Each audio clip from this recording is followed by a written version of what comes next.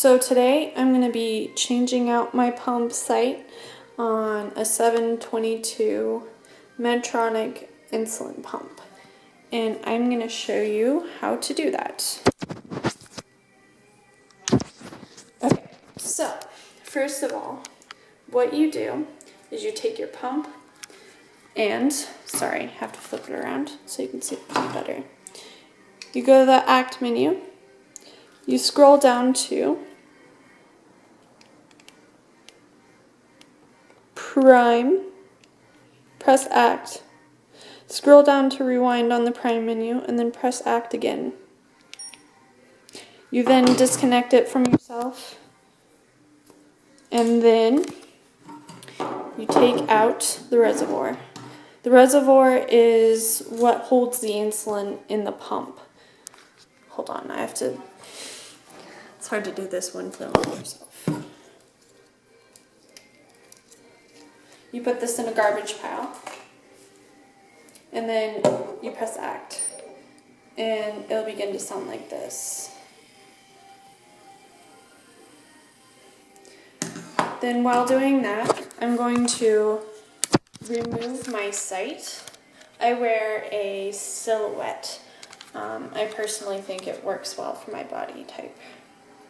So, and it looks like this, and it doesn't really hurt to take it out. And that right there, the tube, it goes into my skin. That's called a cannula. It's the tube that goes underneath the skin.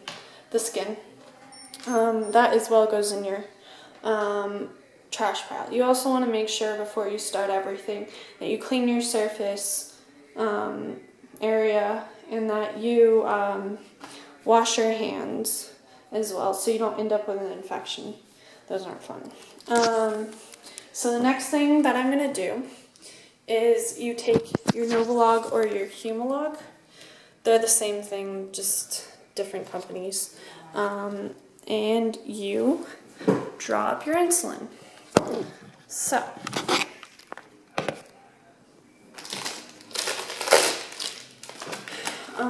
always make sure to wipe off your bottle before putting your reservoir on it, or have infections. Those aren't fun. Make sure to get it pretty good. And then, so I use the 300, I think, 300 ml. So what I'm going to do is I'm going to take this and take the reservoir and pull up air into it about how many units I'm going to need, which I usually use 230 units. And so after I have the air in the reservoir, I flip the reservoir upside down and then push it back in the bottle. And then I let the air kind of draw the insulin in. And I wait a little bit for that to happen. So, and then after that, I start to I suck the insulin into it pretty much.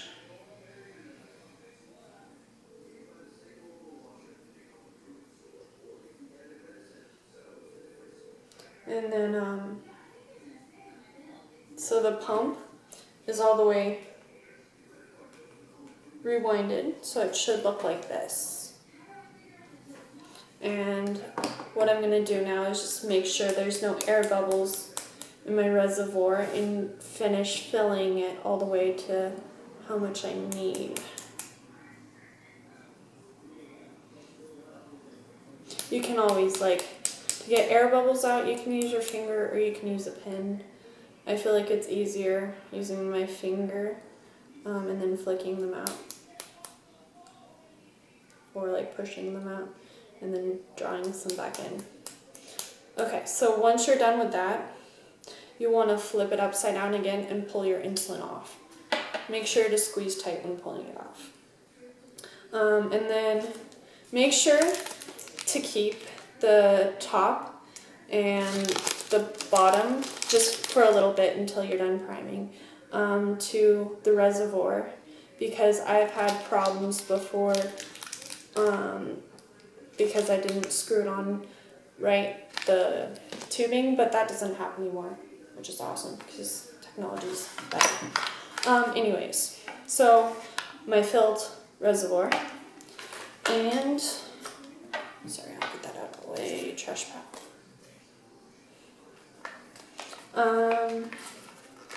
So I'm now opening my set, and I'm going to be taking out my tubing, which will connect to my reservoir. Trash pile.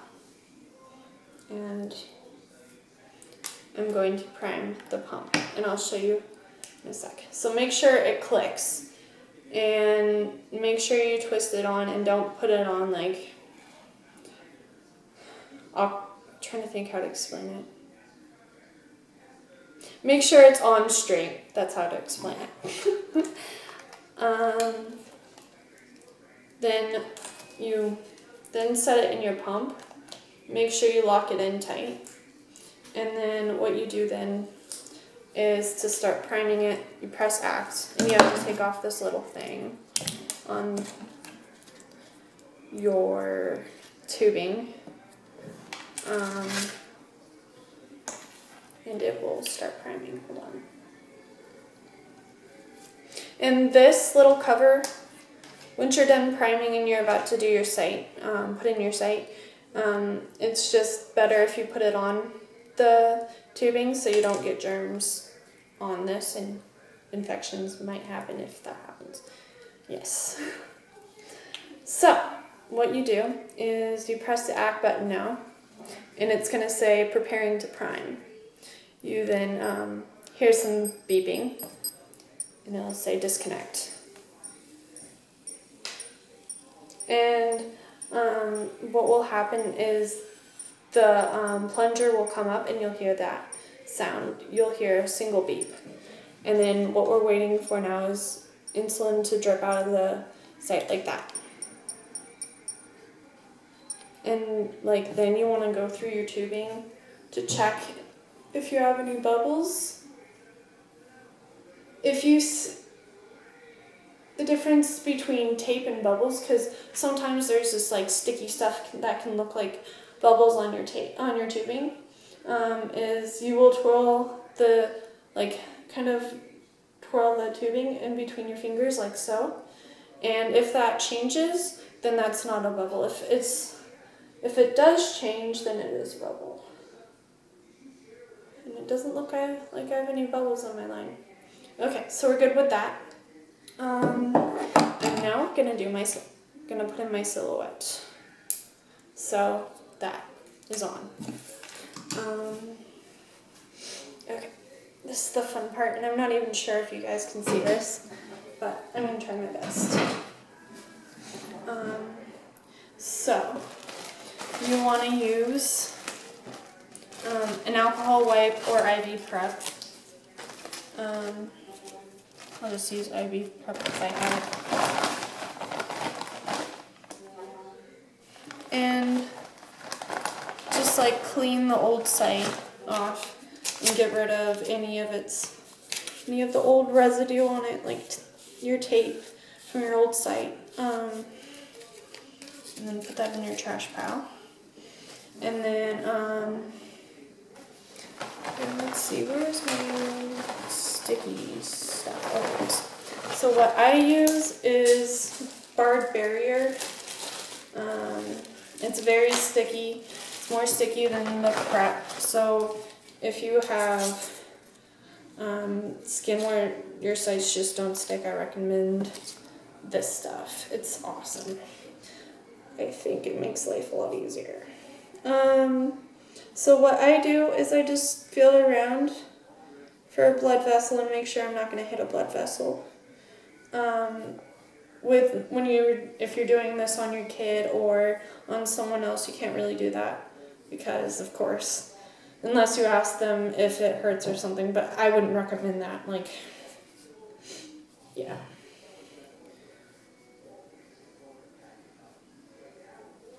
Okay, I think that's it. It's okay. Yeah. So I'm going to wipe my spot off, and then I'll let it dry for a few seconds.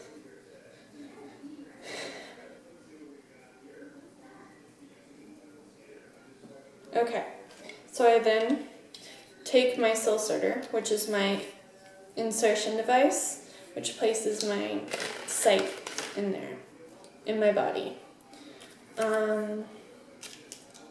So that's the new sight. And what you want to do is you lift, it kind of looks like a snake.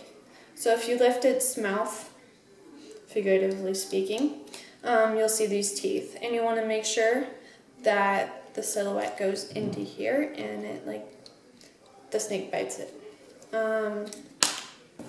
Obviously I didn't get it well. Luckily I cleaned the table. So. And then make sure you click it in and you pull it back. And with the silhouette, you want to make sure you shoot it at a 45-degree angle.